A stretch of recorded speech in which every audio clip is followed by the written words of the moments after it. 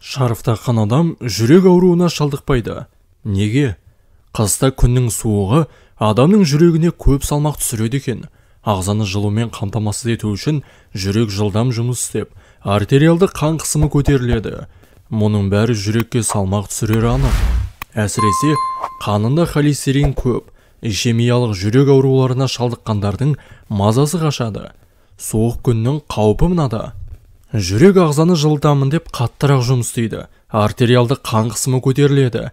Қан айналымын күшейту үшін тағы жүрекке күш түседі.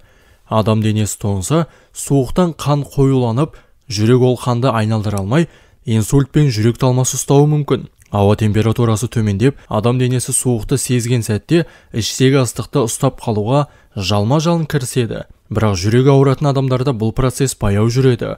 Суық ауа адам ішіндегі ыстықты алып қояды. Оның орнын толтыру үшін жүрек төтенше жұмыс істеуге кіріседі. Суықтан қан тамыры тоңып, тарылып кетеді. Бұл да қан айналымын нашарлатады дейді мамандар.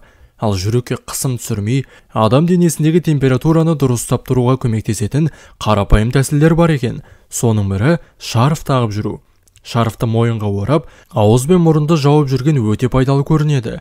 Өйткені іштегі ыстықты шығармайды, әрі сырттан суық ауа кіргізбейді. Денсаулығыңыз мықты болсын.